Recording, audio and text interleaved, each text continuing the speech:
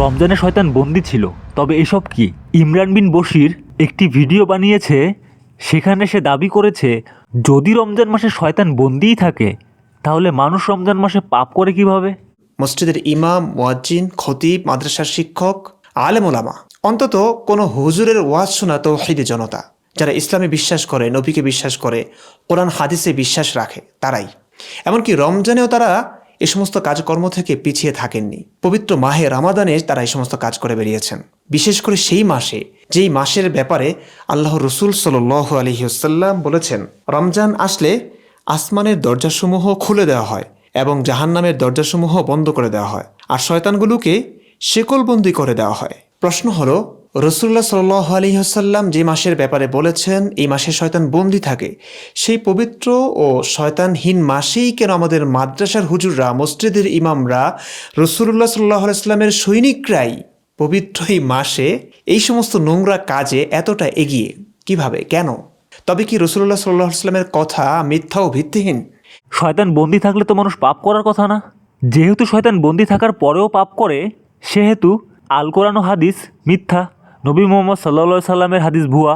শয়তান বন্দি থাকার সঙ্গে মানুষের পাপ করার কোনো সম্পর্ক আছে কিনা চলুন যুক্তি, দলিল আর ইতিহাসের আলোকে সত্য উন্মোচন করার চেষ্টা করি। এই বিষয়টা বুঝতে প্রথমে জানবো শয়তান কাকে বলে, কত প্রকার ও কি কি। এরপর জানবো শয়তান ছাড়া মানুষ পাপ কাজ করতে পারে কিনা, শয়তান কাকে বলে ও কি কি। এই বিষয়টা বুঝতে হলে আমাদের চলে যেতে হবে জিনদের জগতে। আমি এখানে আলোচনা করব 3 ক্যাটাগরির জিন নিয়ে।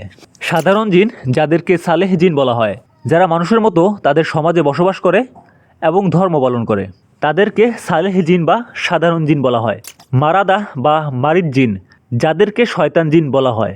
হাদিসে এই মারাদা বা এই মারিদ জিন সম্পর্কে বলা হয়েছে, যারা সমাজ থেকে বেরিয়ে গিয়ে ইবলিসের সঙ্গে যোগ দেয় তাদেরকে মারাদা বা মারিদ জিন বলা হয়। যেহেতু ওরা ইবলিসের সঙ্গে কাজ করে, এদেরকে শয়তান জিন বলে। আরেক প্রকার জিন হলো কারিন জিন।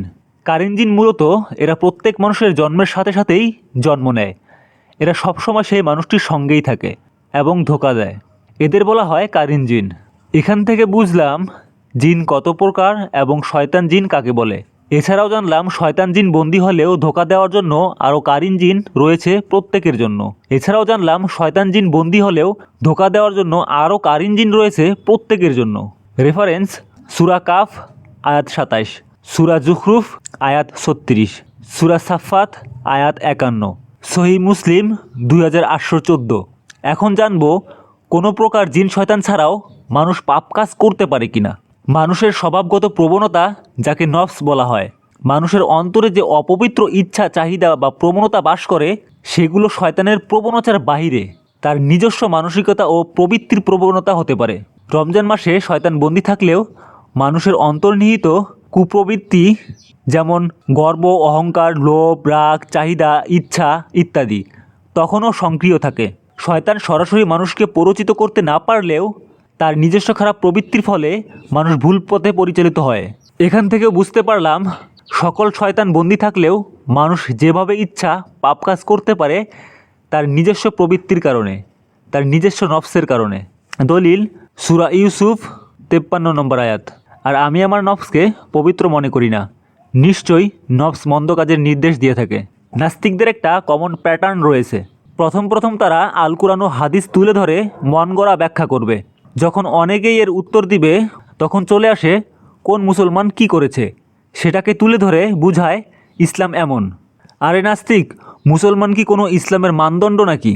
সকল মুসলমান খারাপ হয়ে গেলেও তো ইসলাম খারাপ এটা প্রমাণ হয় না। ইসলাম এসেছেই খারাপ মানুষদেরকে ভালো করতে। তারা ইসলাম মানেনি, এটা তাদের সমস্যা, ইসলামের নয়।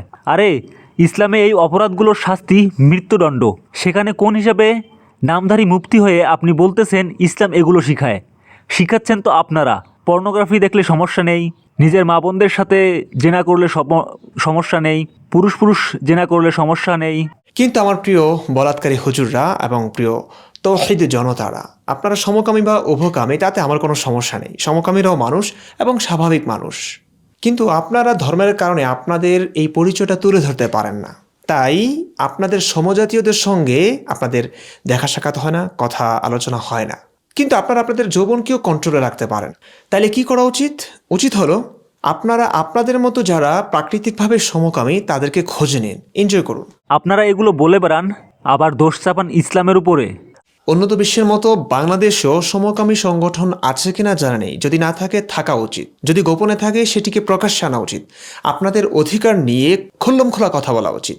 কিন্তু সেটি আপনাদের চাপের মুখেই পারা যাচ্ছে না, ধর্মীয় নিষেধাজ্ঞার কারণেই হচ্ছে না, ধর্মীয় নিষেধাজ্ঞার কারণেই হচ্ছে না, ধর্মীয় নিষেধাজ্ঞার কারণেই হচ্ছে না। আর ইসলাম এগুলো নিষেধ করে, সেটা আপনি নিজের মুখে এই ভিডিওতেই বলেছেন, আবার দোষ চাপান ইসলামের উপরে।